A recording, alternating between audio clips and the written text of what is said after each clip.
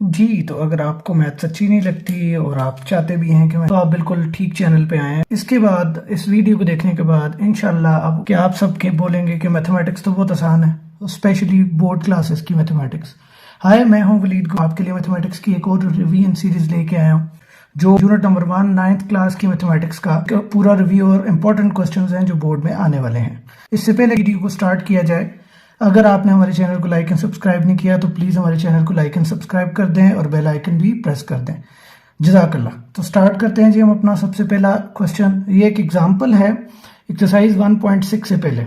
Example ये है कि my friend asked me this question that there are two numbers such that the sum of the first is 3 time the second is 53 while the difference between the 4 times the first and the twice the second is 2। जी, तो question है there are two numbers, दो number हैं, such that the sum of the first is 3 times the second is 53। तो मतलब कि कोई number है जो दो नंबर मिलकर जिनका जो सम आता है वो आता है 53। तो कौन से दो नंबर्स हैं? चले हम, क्योंकि ये वर्ड प्रॉब्लम है तो इसकी स्टेटमेंट को हम न्यूमेरिकल वैल्यूज में लिखते हैं, इक्वेशन की फॉर्म में लिखते हैं। तो एक नंबर अगर सिर्फ x है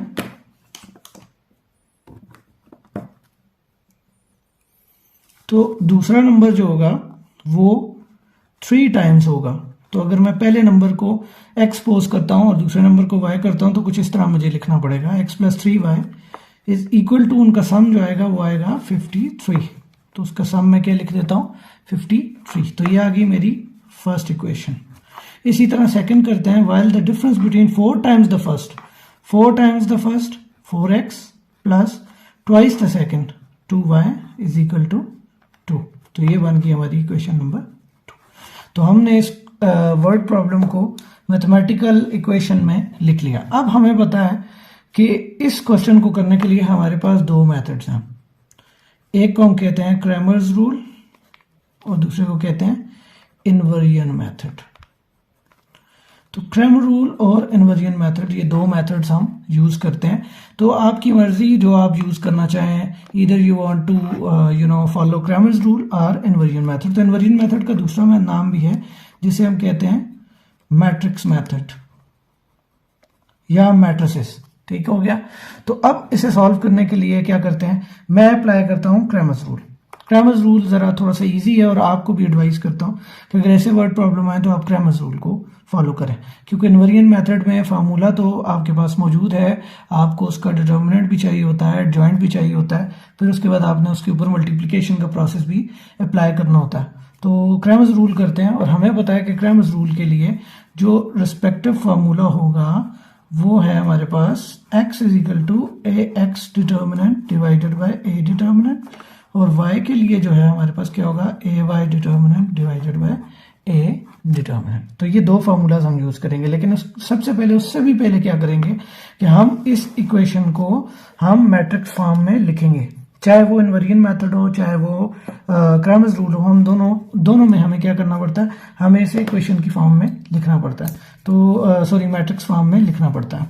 तो कैसे लिखेंगे कि हम क्या करते हैं, एक मैट्रिक्स बनाते हैं और ये जो आपके पास दो नजर आ रही हैं ये दो इक्वेशंस, इनमें इनके कोफिशिएंट्स को उठाते हैं। कांस्टेंट और वेरिएबल्स आपको तो नजर आ रहे हैं कि ये कांस्टेंट है, वेरिएबल है, और साथ साइन भी हैं। तो जब कोई भी साइन अपने कांस्टेंट के साथ मिल के आएगा तो वो कोफिशिएंट बन जाएगा। तो इसलिए मैं कह रहा हूँ कोफिशिएंट को लेके आना है, साइन के साथ इनके कांस्टेंट को लाना है। तो यहाँ 1 था, हम यहाँ से उतार देते हैं नीचे। ठीक हो गया। और फिर उसके बाद क्या कर देते हैं, यहाँ पे हमें 4 नजर आ रहा है, 4 उतारते हैं और प्लस प्लस है। सिमिलरली 3 और 2, अगर यहाँ साइन कुछ और होता, प्लस ना होता तो माइनस होता, हम वैसे ही से उतारते हैं। नेक्स्ट में हम क्या लिखेंगे एक्स वाई। ठीक हो गया। हमने क्योंकि दो वेरिएबल्स यूज किए हैं एक्स वाई, और इक्वल टू डाल के हम एक और मैट्रिक्स लिखते हैं, बनाते हैं और 53 और 2 को उतार देते हैं यहाँ पे। तो ये हमने इसको मैट्रिक्स फॉर्म में लिख लिया। अब इसको लेबल कर देते हैं, this is our A, this is our X and this is our B. तो अब यहां पर ये तो अभी सिर्फ हमने मैट्रिक्स फॉर्म में लाया। अच्छा जी, छोटी सी क्वेश्चन में ये चेंज थी, क्योंकि सेकंड जो हम जब इक्वेशन लिख रहे थे द डिफरेंस की बात थी, तो यहाँ पे हमारे पास क्या होना चाहिए, माइनस होना चाहिए। तो हमने इसको क्या कर दिया, माइनस लिख दिया। और सिमिलरली जब आपने क्या करना है कि अगर आपने ए एक्स को बनाना होगा, ठीक है, क्योंकि यहाँ तो आपको एक्स चाहिए जो आपके पास यहाँ मौजूद नहीं है, तो जब आप ए एक्स बनाएंगे, अगर ए एक्स आपको बनाना होगा तो आप क्या करेंगे कि आपने यहाँ पर ए का जो फर्स्ट कॉलम है उसको सब्सटीट्यूट कर देना है विद बी। तो हमने कर दिया यहाँ पे कि ए का फर्स्ट कॉलम था 1 4, हमने इसे निकाल कर 53 2 डाल दिया। बाकी क्वेश्चन रिमेन्स द सेम, ए वैसे ही रहा, तो ए एक्स 53 3 एंड 2 माइनस 2 हो गया। इसी तरह सिमिलरली अभी आपको अगर करना होगा, ये देखें, ये अगर आपने करना है ए वाई, क्या करना है, ए वाई, तो ए वाई के लिए आपने क्या किया कि ए का सेकंड कॉलम सब्सटीट्यूट कर दिया विद बी, तो ये बन गया 1 4 एंड 53 और 2। तो ये हमारे पास ए एक्स भी आ गया और ए वाई भी, क्योंकि हमने फार्मूला में बोला था कि हमारे पास A X determinant divided by A determinant चाहिए और A Y determinant divided by A determinant चाहिए टू फाइंड आउट वाई। तो एक्स और वाई तभी आएगा। और सबसे पहले हमें क्या करना है, इससे भी पहले हमें ए डिटर्मिनेंट को फाइंड आउट करना है, फिर उसके बाद हम ए एक्स भी करेंगे और ए वाई भी। तो चलते हैं इसे सॉल्व करने की तरफ। हमें बताया कि हमें अगर ए एक्स फाइंड आउट करना है तो हमें A X determinant divided by A determinant करना होगा। इसको इक्वेशन नंबर ए दे दिया हमने। अभी हमारे पास एक्स है, तो एक्स ए डिटर्मिनेंट को पहले फाइंड आउट करते हैं। तो ए डिटर्मिनेंट को फाइंड आउट करने के लिए हमें पता है कि हमारे पास है ए 1 3 4 माइनस 2, 1 3 4 माइनस 2। तो हमने इसका क्या कर देना है, हमने इसका डिटर्मिनेंट फाइंड आउट करना है। तो 1 2 times 2 plus into minus minus, क्योंकि ये दोनों आपस में मल्टीप्लाई होंगे और ये दो आपस में मल्टीप्लाई होंगे। डायरेक्ट भी कर सकते हैं और डायरेक्ट ना करें हम तो हम इसे ऐसे कर लेंगे 1 multiply by minus 2 plus into minus minus 4 multiply by 3। तो ये आ गया हमारे पास A determinant is equal to 1 2 times 2 plus into minus minus minus 4 3 ज़ा 12 इक्वल टू माइनस 14। अब देखें यहाँ पे क्यों माइनस 2 आया है, क्योंकि अनलाइक साइंस जब भी मल्टीप्लाई होंगे तो साइन माइनस आएगा और लाइक साइंस जब मल्टीप्लाई होंगे तो प्लस आएगा। लेकिन यहाँ पे माइनस बाहर है और अंदर प्लस है, तो माइनस इंटू प्लस माइनस होना चाहिए। 4 3 टाइम्स 12। फिर लाइक साइंस एक जैसी अलामतें हमेशा जमा होती हैं, जमा कर दी और साइन वही लगा दिया हमने, तो ये हमारे पास बन गया माइनस 14। अब चलते हैं हम अपने एक्स डिटर्मिनेंट को फाइंड आउट करने की तरफ। तो ए एक्स डिटर्मिनेंट कैसे आएगा, हमारे पास ए एक्स पहले से मौजूद है, हमने बनाया था अभी 53 3 एंड 2 माइनस 2, 53 3 2 माइनस 2। आपको ये पता हो कि जो हमने ये लिखे हैं 53 3 2 माइनस 2, तो हम रो में बोलते हैं 53 3 2 माइनस 2। और दूसरी बात कि जब इसे सॉल्व करें तो आप ये वाले एब्सोल्यूट ज़रूर डाल दें, ताकि अब क्योंकि सवाल में पहले ये मेंशन हो चुका है, तो अभी हम इसे सॉल्व करने जा रहे हैं। तो ये 53 मल्टीप्लाई बाय माइनस 2 हो जाएगा, ब्रैकेट में डालेंगे, और 2 मल्टीप्लाई बाय 3 हो जाएगा, इसे भी ब्रैकेट में डालेंगे, दरमियान में फार्मूले का माइनस।